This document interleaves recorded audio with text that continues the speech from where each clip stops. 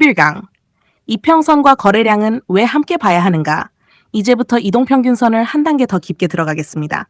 지금까지 우리는 5일선, 11선, 21선, 61선, 121선과 241선을 배웠습니다.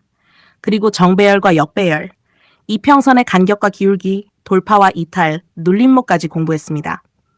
그런데 여기서 아주 중요한 질문이 있습니다. 주가가 이평선을 돌파했습니다. 그러면 무조건 강한 신호일까요? 아닙니다. 오늘부터 반드시 하나를 더 봐야 합니다. 바로 거래량입니다. 첫 번째, 이평선은 가격의 흔적입니다. 이평선은 일정 기간 동안의 주가 평균을 연결한 선입니다. 결국 가격을 가지고 만든 지표입니다. 반면 거래량은 무엇일까요? 실제로 시장에서 얼마나 많은 주식이 거래됐는지를 보여줍니다. 쉽게 말하면 이평선은 가격의 움직임을 보여주고 거래량은 그 움직임에 얼마나 강한 힘이 들어왔는지를 보여줍니다. 그래서 두 가지를 함께 봐야 합니다. 두 번째, 거래량 없는 돌파, 예를 들어 보겠습니다. 주가가 오랫동안 61선 아래에 있었습니다. 어느 날 주가가 상승하면서 61선을 살짝 돌파했습니다. 차트만 보면 좋아 보입니다. 하지만 거래량을 확인했더니 평소와 거의 비슷합니다. 이런 경우에는 조금 더 확인해야 합니다. 왜냐하면 강한 매수세가 들어온 돌파인지 단순한 주가 변동인지 아직 알기 어렵기 때문입니다. 다음날 다시 61선 아래로 내려올 수도 있습니다. 이것을 흔히 가짜 돌파 가능성이라고 생각할 수 있습니다. 세 번째, 거래량이 터지면서 돌파한다. 이번에는 상황이 다릅니다. 주가가 61선을 돌파합니다. 그런데 평소보다 거래량이 크게 증가합니다. 그리고 종가도 61선 위에서 마감합니다. 이 경우에는 시장 참여자들이 실제로 적극적으로 매수했다는 흔적이 나타난 것입니다. 특히 121선이나 241선처럼 중장기적으로 중요한 이평선을 돌파할 때는 거래량의 의미가 더욱 커집니다. 중요한 이평선 돌파와 거래량 증가가 동시에 나타난다면 돌파의 신뢰도를 확인하는 중요한 단서가 됩니다. 네 번째, 눌림목에서는 거래량이 어떻게 변할까? 이 부분은 매우 중요합니다. 강하게 상승하던 종목이 21선 근처까지 조정을 받습니다. 주가는 떨어지고 있습니다. 그런데 거래량도 함께 줄어듭니다. 이것은 무엇을 의미할까요? 적극적으로 주식을 던지는 사람이 많지 않을 가능성을 생각해 볼 수 있습니다. 그리고 이평선 근처에서 지지를 받은 뒤 다시 거래량이 증가하면서 상승한다면 눌림 이후 추세가 다시 이어지는지 확인할 수 있는 중요한 신호가 됩니다. 그래서 좋은 눌림목에서는 흔히 상승할 때 거래량 증가, 조정할 때 거래량 감소, 재상승할 때 거래량 재증가, 이 흐름을 관찰합니다. 다섯 번째, 이평선 이탈과 거래량 반대 상황도 보겠습니다. 상승 추세였던 종목이 21선을 깨고 내려갑니다. 그런데 거래량이 많지 않습니다. 이 경우에는 단순한 조정인지 조금 더 지켜볼 필요가 있습니다. 하지만 중요한 이평선을 강하게 이탈하면서 거래량까지 크게 증가한다면 이야기가 달라집니다. 많은 투자자가 실제로 매도에 참여하고 있다는 뜻일 수 있습니다. 특히 61선이나 121선 같은 중요한 추세선이 무너질 때 거래량이 크게 증가한다면 단순한 눌림인지 추세가 실제로 약해지는 것인지 더 신중하게 확인해야 합니다. 여섯 번째, 주도주는 거래량에서 흔적을 남긴다. 강한 주도주는 어느 날 갑자기 아무 이유 없이 만들어지는 것이 아닙니다. 시장에 큰 돈이 들어오기 시작하면 차트에 흔적이 나타납니다. 거래량이 증가합니다. 거래 대금이 증가합니다. 주가가 중요한 이평선을 돌파합니다.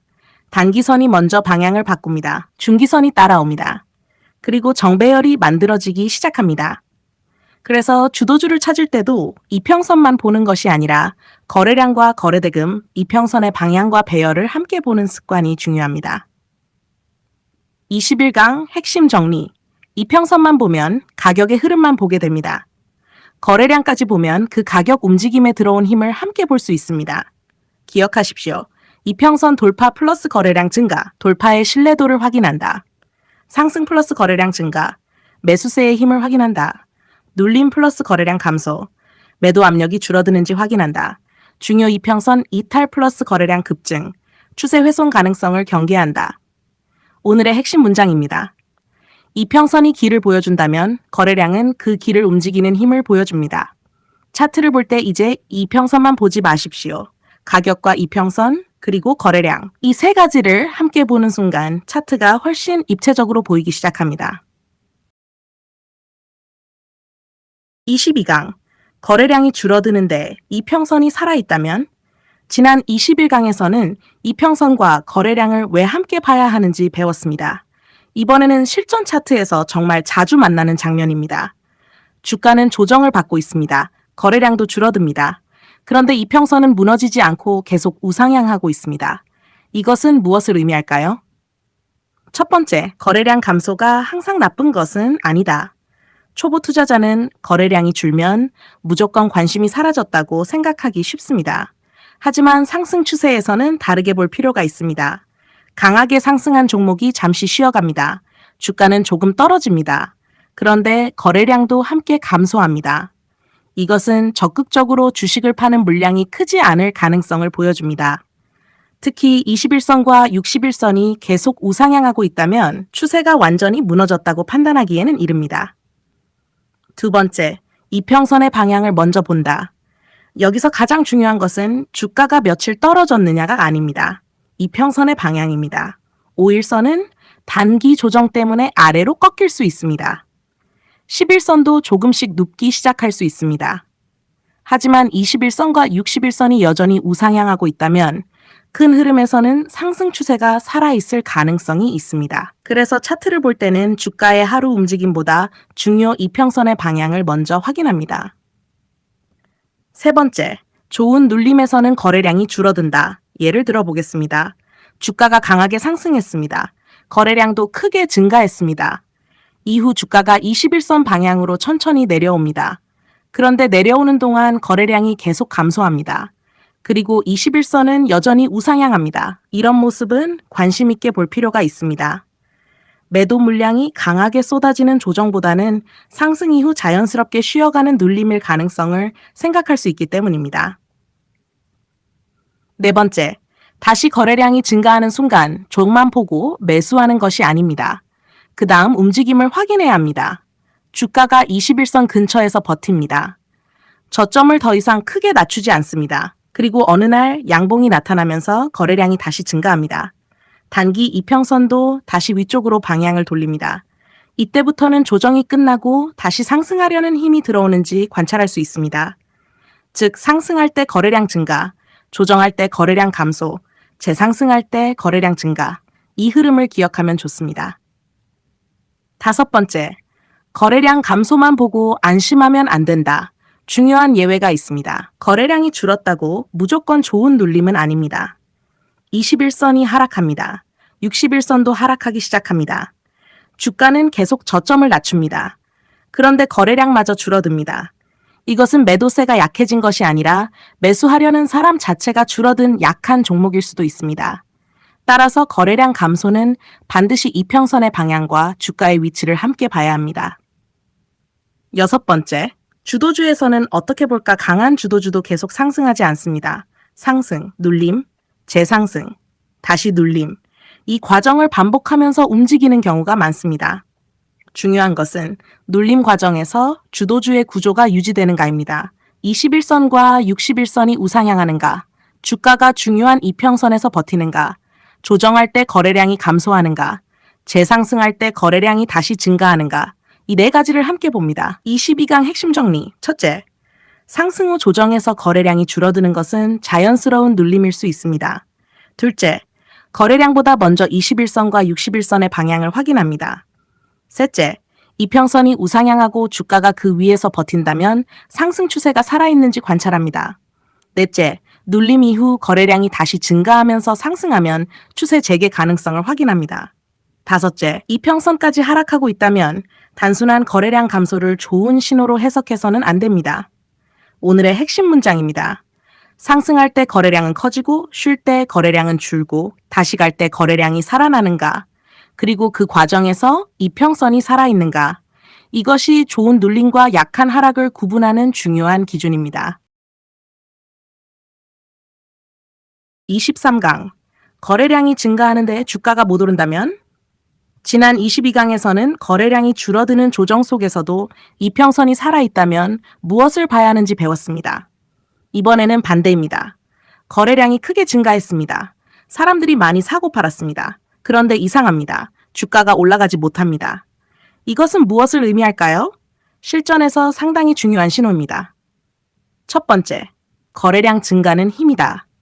거래량이 크게 증가했다는 것은 시장 참여자들의 움직임이 활발해졌다는 뜻입니다. 하지만 여기서 반드시 기억해야 합니다. 거래량 증가 자체가 상승을 의미하는 것은 아닙니다.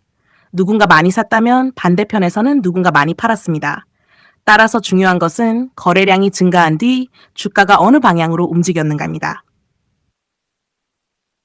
두 번째, 거래량은 터졌는데 장대 양봉이 나온다. 가장 이해하기 쉬운 경우입니다. 거래량이 크게 증가합니다. 주가도 강하게 상승합니다. 중요한 이평선을 돌파합니다. 종가도 고가 부근에서 끝납니다. 이런 모습이라면 강한 매수세가 가격을 위로 밀어올렸다고 볼 수 있습니다.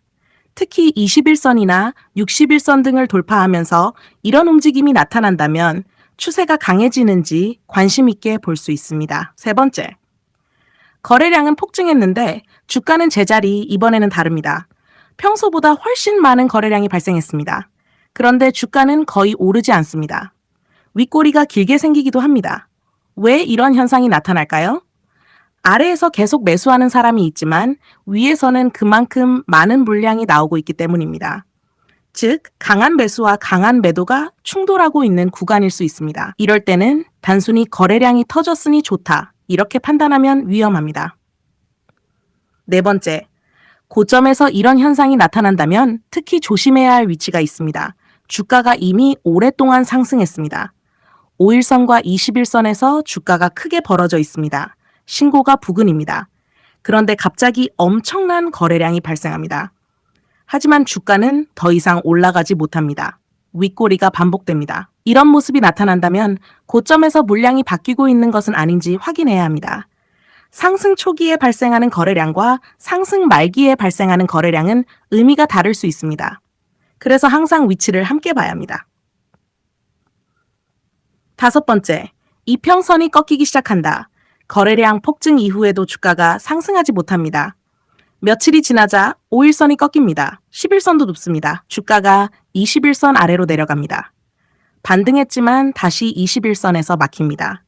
이제 단순한 하루의 이상 현상이 아니라 추세 자체가 약해지고 있는지 확인해야 합니다. 여기에 거래량을 동반한 61선 이탈까지 나타난다면 위험 신호는 더욱 커질 수 있습니다. 여섯 번째, 바닥에서는 반대로 볼 수도 있다.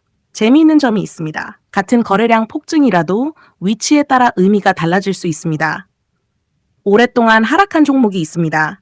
이평선은 역배열입니다. 그런데 어느 날 바닥 부근에서 엄청난 거래량이 발생합니다. 주가는 더 이상 크게 떨어지지 않습니다. 며칠 동안 저점을 지킵니다. 그리고 5일선이 돌아섭니다. 11선이 따라옵니다. 21선까지 돌파하기 시작합니다. 이런 경우에는 하락 과정에서 나온 물량을 누군가 받아내고 있는지 관찰할 필요가 있습니다. 하지만 거래량 한 번만 보고 바닥이라고 단정해서는 안 됩니다. 이평선의 방향 전환까지 확인해야 합니다. 일곱 번째, 주도주의 고점에서 꼭 확인할 것. 강한 주도주가 오랫동안 상승했다면 거래량만 보지 마십시오. 다섯 가지를 함께 봅니다. 첫째, 주가의 위치. 이미 많이 상승했는가?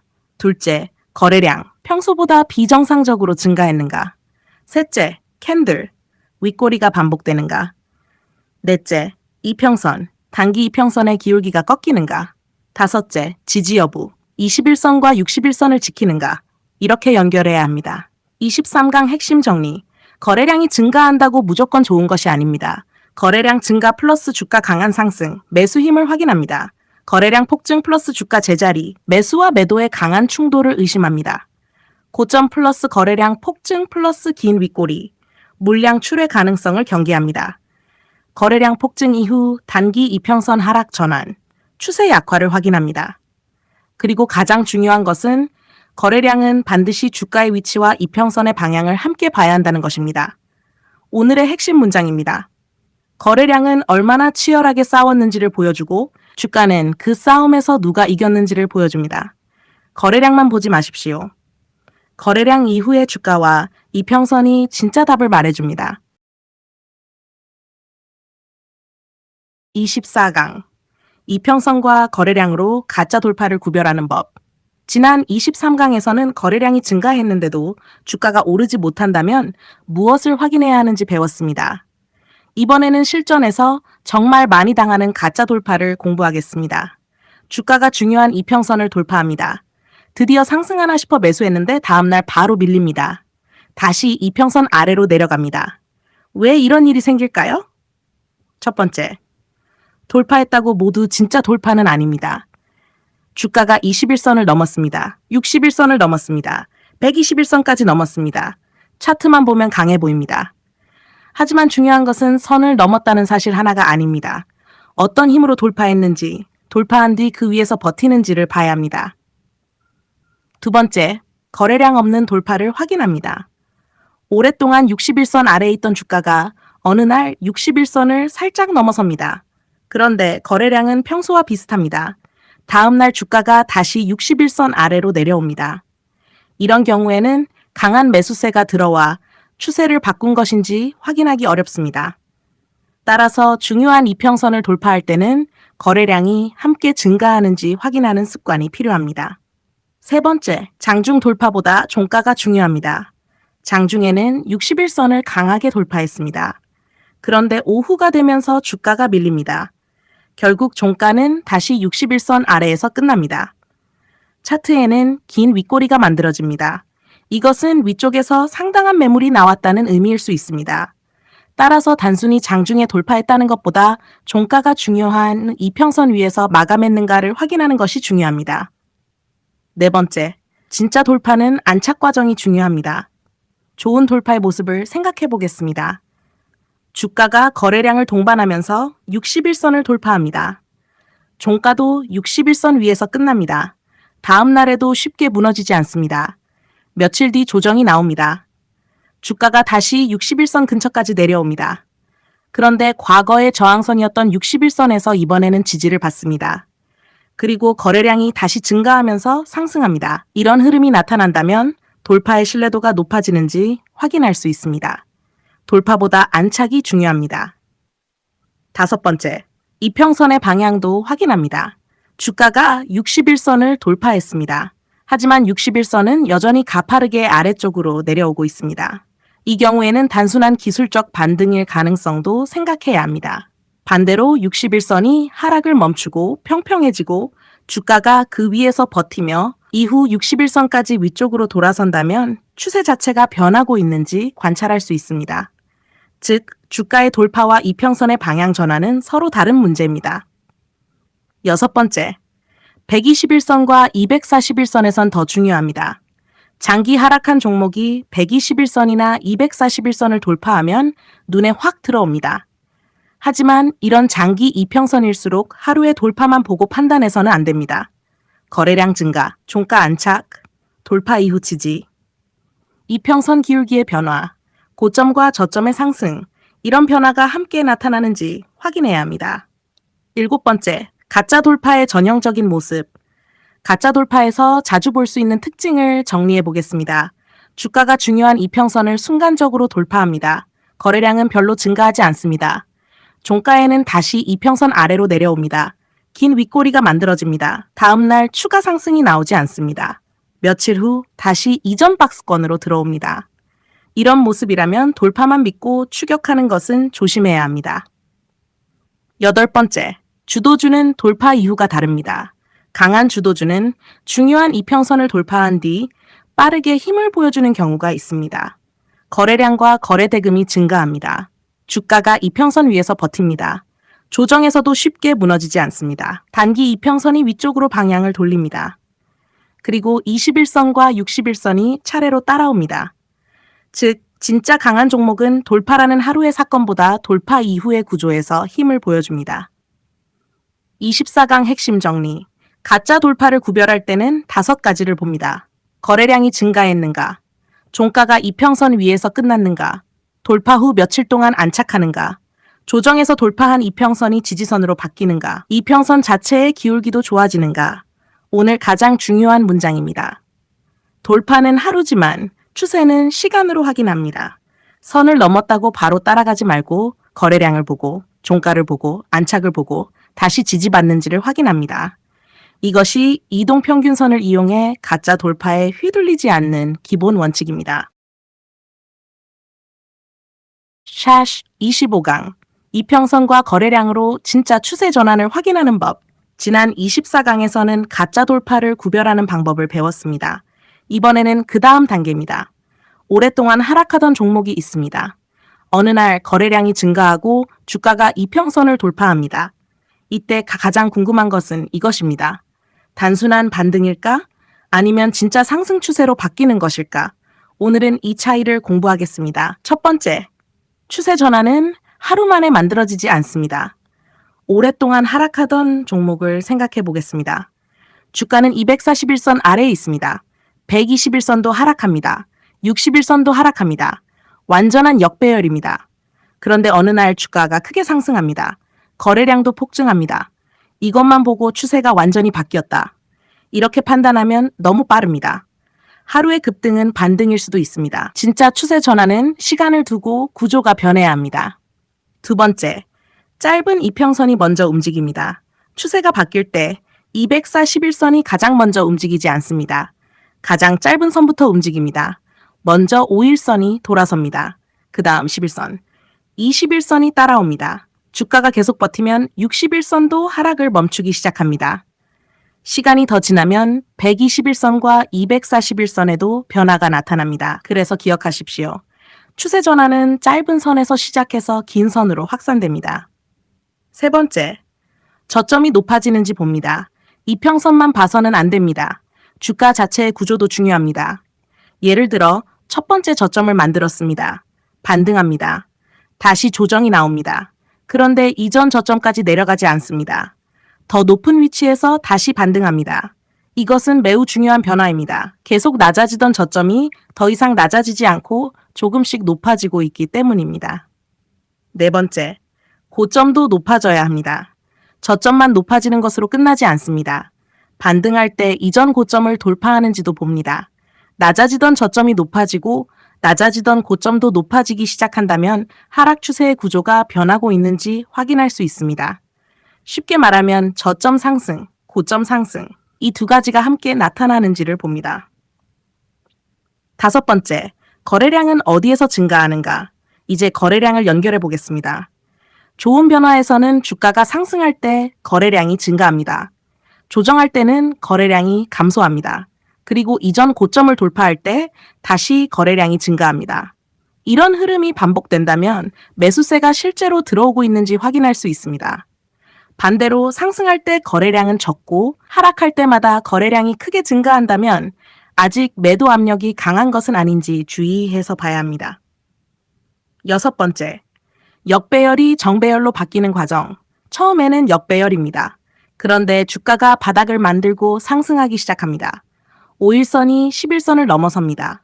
11선이 21선 위로 올라갑니다. 21선도 61선 방향으로 올라갑니다. 이평선들이 한 곳에 모이기 시작합니다. 그리고 시간이 지나면서 짧은 선부터 위쪽으로 배열됩니다. 이것이 바로 역배열에서 정배열로 변화하는 과정입니다. 진짜 추세 전환에서는 이런 구조적인 변화가 나타나는지 봐야 합니다. 일곱 번째, 61선의 변화가 중요합니다. 단기 반등에서는 5일선과 21선 정도는 쉽게 돌아설 수 있습니다. 하지만 61선은 다릅니다. 61선이 계속 하락하고 있다면 아직 중기 하락 추세가 남아 있을 수 있습니다. 주가가 61선을 돌파합니다. 61선 위에서 버팁니다. 조정을 받아도 다시 지지받습니다. 그리고 61선 자체가 하락에서 평평함에서 상승으로 돌아섭니다. 이 변화가 나타난다면 중기 추세에도 변화가 생기는지 볼 수 있습니다. 여덟 번째, 121선과 241선까지 돌아선다면 더 긴 시간이 지나면서 121선이 평평해지고 241선의 하락 각도도 완만해집니다. 주가는 두 이평선 위에서 움직입니다. 그리고 장기 이평선까지 조금씩 우상향하기 시작합니다. 이 정도가 되면 단순한 며칠짜리 반등과는 차트 구조가 상당히 달라집니다. 하지만 그만큼 시간이 오래 걸립니다. 큰 추세는 천천히 바뀝니다. 9번째, 주도주 탄생 과정과 연결해 봅니다. 새로운 주도주도 비슷합니다. 처음에는 시장에 관심을 받지 못합니다. 그러다가 거래량과 거래 대금이 증가합니다.